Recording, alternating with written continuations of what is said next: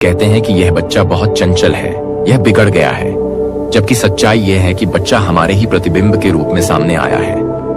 एक बात और बुद्ध विशेष रूप से कहते हैं कि बच्चा किसी जाति या धर्म में नहीं जन्म लेता, वह सिर्फ मानव बनकर आता है।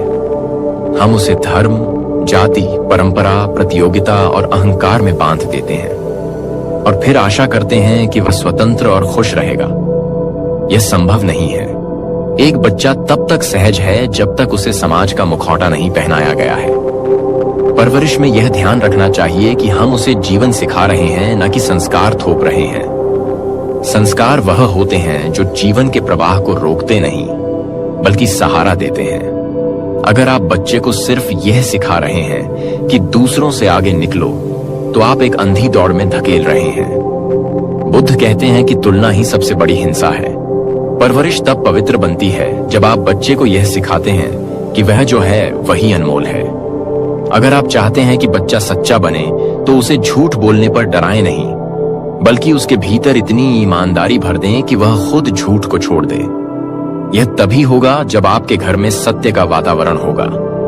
बुद्ध ने कहा है कि घर को मंदिर की तरह बनाओ, जहां हर दिन प्रेम, मौन और कृतज्ञता की पूजा हो। परवरिश का अर्थ है उस ऊर्जा को संवारना जो बच्चे के भीतर पहले से मौजूद है। वह एक बीज है, उसे आप काट नहीं सकते। आप केवल उसे पोषण दे सकते हैं, पानी दे सकते हैं, धूप दे सकते हैं, लेकिन उसे मजबूर नहीं कर सकते कि वह आम का पेड़ बने अगर वह नीम का बीज है। बुद्ध कहते हैं कि हर बच्चा अपने भीतर एक संदेश लेकर आता है। उसे पढ़ो, उसे समझो और उसकी मदद करो कि वह खुद को व्यक्त कर सके। परवरिश में सबसे बड़ा शत्रु है डर। जब आप डर का उपयोग करते हैं तो बच्चा या तो विद्रोही बनता है या तब्बू। दोनों ही स्थिति में वह भीतर से टूट जाता है। प्यार ऐसा होना चाहिए जो स्वतंत्रता दे, सुरक्षा दे, लेकिन नियंत्रण ना हो। बुद्ध ने स्पष्ट कहा है कि नियंत्रण कभी भी प्रेम का रूप नहीं हो सकता।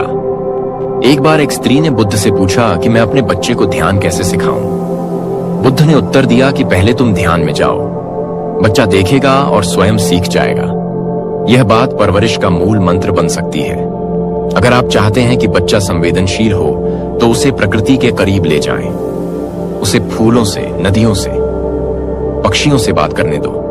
उसे रोको मत जब वह मिट्टी में खेल रहा हो, बल्कि उसके साथ खेलो, क्योंकि वही क्षण उसके भीतर करुणा को जन्म देंगे। परवरिश का अर्थ केवल स्कूल भेजना नहीं है। परवरिश का अर्थ है जीवन के लिए तैयार करना, और जीवन में सबसे बड़ी आवश्यकता होती है आत्मज्ञान की। अगर आप अपने बच्चे को सिखा सकते हैं कि वह अपने भीतर झांके, तो आप दुनिया के सबसे महान माँ बाप होंगे। बुद्ध के अनुसार जीवन में कोई भी उपलब्धि इतनी महान नहीं होती जितनी कि एक साक्षी बन सकना, अपने विचारों को देख सकना और अपने भीतर की शांति को पहचान सकना। अगर आप यह बीज बच्चे के भीतर बो देते हैं, तो वह जहां भी जाएगा वहां रोशनी फैलेगी। बुद्ध कहते हैं कि बच्चे को न तो गुलाम बनाओ न मालिक, उसे मित्र बनाओ, क्योंकि मित्रता में ही वह सहजता होती है जिसमें ज्ञान का संचार स्वतः हो जाता है।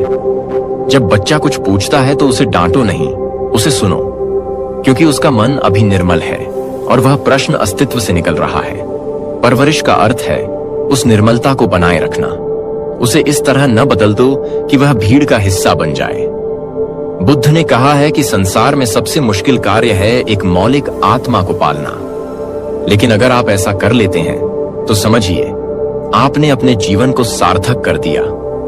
अगर हर माँ बाप बुद्ध की इन बातों को समझ लें, तो यह दुनिया एक स्वर्ग बन सकती है, क्योंकि बच्चा ही भविष्य है और भविष्य की दिशा आज की परवरिश तय करती है। अब सवाल यह है कि क्या आप तैयार हैं अपनी परवरिश की पद्धति को बदलने के लिए?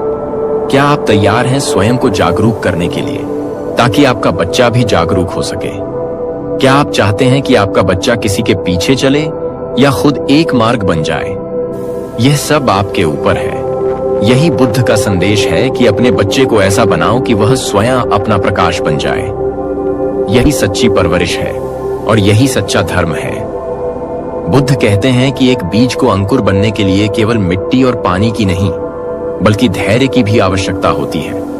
उसी प्रकार बच्चों की परवरिश भी धैर्य की सबसे कठिन परीक्षा है, जो माँ बाप बिना चिल्लाए, बिना आदेश दिए, बिना गुस्से के भी अपने बच्चे को समझा सके।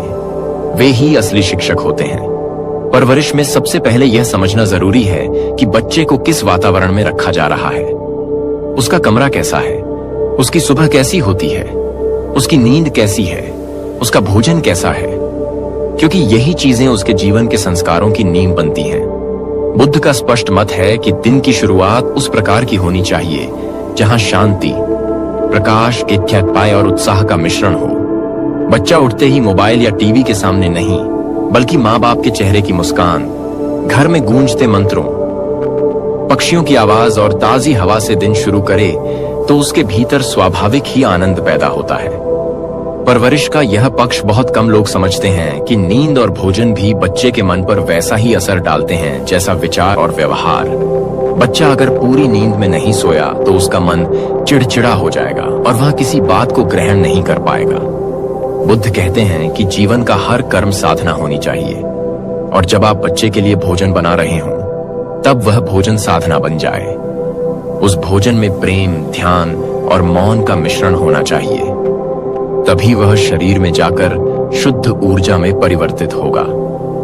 बच्चे को बाजार के रंग बिरंगे पैकेट्स वाले खाने नहीं, बल्कि प्राकृतिक और संतुलित आहार दिया जाना चाहिए।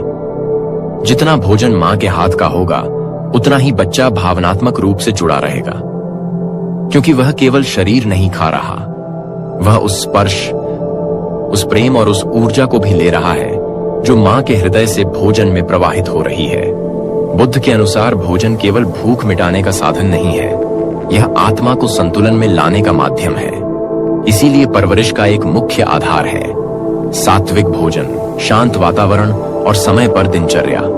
बच्चा यदि इन 3 बातों से जुड़ा होगा तो उसकी मानसिक स्थिरता गहराती जाएगी। उसे न ज्यादा खिलाओ, न कम, न बार बार टोक कर खिलाओ और न ही प्यार से जबरदस्ती करो। उसे बैठाकर खिलाओ, शांत वातावरण में, ध्यानपूर्वक, ताकि भोजन केवल शरीर में ही नहीं जाए बल्कि उसकी चेतना में भी समा जाए।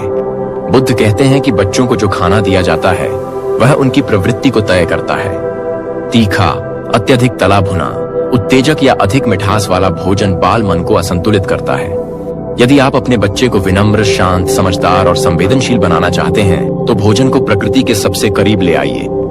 बच्चे को फल खिलाइए, ताजे सब्जियां दीजिए, अंकुरित अनाज, दूध, घी और शुद्ध जल से उसका तन और मन सींचिए, क्योंकि बुद्ध कहते हैं शरीर और आत्मा अलग नहीं है, दोनों एक दूसरे के प्रतिबिंब हैं। अगर शरीर स्थिर है तो आत्मा भी गहराई में उतर सकती है। यही कारण है कि बुद्ध ने भिक्षुओं के लिए भी भोजन की विशिष्ट विधियां निर्धारित की थीं। एक और महत्वपूर्ण बात जो अक्सर परवरिश में छूट जाती है वह है स्पर्श। बच्चा जब छोटा होता है तो वह दुनिया को अपने हाथों से जानता है। वह छूकर महसूस करता है, वह अपने माता पिता की उंगलियों को पकड़ता है, उनके गले लगकर सुरक्षा महसूस करता है। पर जैसे जैसे वह बड़ा होता है हम उससे छूना छोड़ देते हैं और यहीं से वह भावनात्मक रूप से खाली होने लगता है। बुद्ध कहते हैं कि प्रेम को शब्दों की नहीं बल्कि मौन स्पर्श की जरूरत होती है। बच्चे के सिर पर हाथ रखो, उसकी पीठ थपथपाओ, गले लगाओ और बिना बोले उसे यह एहसास दो कि तुम उसके साथ हो। यही सबसे बड़ी परवरिश है। एक ऐसा बच्चा जिसे प्रेम मिला है वह कभी दुनिया के सामने डर से नहीं झुकेगा। वह कभी स्वार्थ के कारण खुद को नहीं बेचेगा, क्योंकि उसे अपने भीतर यह विश्वास होगा कि वह अनमोल है। बच्चा जब खेलता है तो माँ बाप को लगता है कि वह समय बर्बाद कर रहा है, लेकिन बुद्ध कहते हैं कि खेल बच्चे का ध्यान है। वह जब मिट्टी में हाथ डाल रहा है, जब पत्थरों को जोड़कर घर बना रहा है, जब रंगों से पेंटिंग कर रहा है, तब वह जीवन को अपनी तरह से समझ रहा है। यदि आप उसकी इस रचना को बीच में तोड़ते हैं तो आप उसके भीतर के कलाकार को मार देते हैं, और जब कलाकार मरता है तब बच्चा केवल एक मशीन बन जाता है। बुद्ध के अनुसार शिक्षा वही है जो बच्चे की मौलिकता को संरक्षित करे। उसे समाज के सांचे में ढालना नहीं बल्कि उसे स्वयं की खोज में प्रवाहित करना। हर बच्चा अलग है, एक जैसा नहीं। इसीलिए बुद्ध कहते हैं कि हर आत्मा की अपनी यात्रा है और हमें केवल उस यात्रा में सहायक बनना है, मार्गदर्शक बनना है, मालिक नहीं।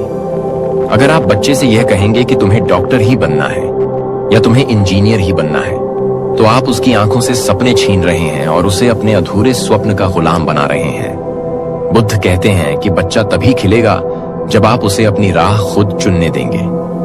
आप केवल इतना करें कि वह जो भी बने उसमें ईमानदारी, करुणा और सजगता हो। अगर वह माली भी बनना चाहे तो ऐसा माली बने कि फूल भी मुस्कुरा उठें, और अगर वह कलाकार बनना चाहे तो ऐसा बने कि रंग भी नृत्य करने लगें। इस प्रकार की परवरिश से समाज को वे लोग मिलते हैं जो महापुरुष बनते हैं, क्योंकि उन्हें किसी ने रोका नहीं, उन्हें किसी ने गड्ढा नहीं, बल्कि उन्हें स्वयं को उभरने दिया गया। बुद्ध बार बार इस बात को दोहराते हैं कि शिक्षा का उद्देश्य केवल ज्ञान देना नहीं, बल्कि बुद्धि को जागृत करना है। और जब तक आप अपने बच्चे को अपने जैसा बनाने की जिद नहीं छोड़ेंगे, तब तक वह अपने जैसा नहीं बन पाएगा। यदि आप उसे सिखा दें कि गलती करना कोई अपराध नहीं है, बल्कि एक अवसर है सीखने का, तो वह कभी जीवन में हार से नहीं डरेगा। वह उठेगा, फिर गिरेगा, फिर उठेगा और अंततः अपनी ऊंचाइयों तक पहुंचेगा। इसी को सच्ची परवरिश कहते हैं, जहां डर नहीं, जहां तुलना नहीं, जहां दबाव नहीं, बल्कि प्रेम, समर्थन और विश्वास है। बच्चा अगर एक पौधा है तो परवरिश वह भूमि है जिसमें वह जड़ें फैलाता है, और माँ बाप वह आकाश हैं जिसकी ओर देखकर वह पढ़ता है। और यही बुद्ध का सबसे महत्वपूर्ण उपदेश है कि बच्चे को प्रेम दो, ध्यान दो, स्वतंत्रता दो, और फिर देखो कैसे वह स्वयं अपने जीवन का बोधिसत्व बन जाता है। बुद्ध कहते हैं कि यदि आप चाहते हैं कि आपका बच्चा आज्ञाकारी हो, समझदार हो और अपने जीवन के निर्णय खुद ले सकने लायक हो, तो सबसे पहले उसे यह महसूस होना चाहिए कि वह आपके लिए एक बोझ नहीं है, बल्कि एक सौभाग्य है। जब आप उसे बार बार डांटते हैं, नीचा दिखाते हैं, दूसरों से उसकी तुलना करते हैं, तो आप अनजाने में उसके आत्मबल को छीन लेते हैं। परवरिश में सबसे घातक तत्व यही तुलना है। तुम्हारा भाई इतना अच्छा है, पड़ोस का बच्चा इतना समझदार है, वो लड़की कितनी तेज है। बुद्ध स्पष्ट कहते हैं कि जिस क्षण आप तुलना करते हैं, उसी क्षण आपने अपने बच्चे की मौलिकता को मिटाना शुरू कर दिया है। बच्चे को किसी और की तरह बनाने की कोशिश मत करो, उसे अपनी तरह बनने दो। वह जो है वही अनमोल है। परवरिश का सही मार्गदर्शन यह है कि आप अपने बच्चे को स्वयं का अन्वेषण करने दो। आप उसका साथ दो, न कि उस पर शासन करो। हर बच्चे की गति अलग होती है, कुछ जल्दी समझते हैं, कुछ देर से, लेकिन यह उनकी गुणवत्ता का प्रमाण नहीं है, यह केवल उनकी लय है। और बुद्ध ने सदैव जीवन की लय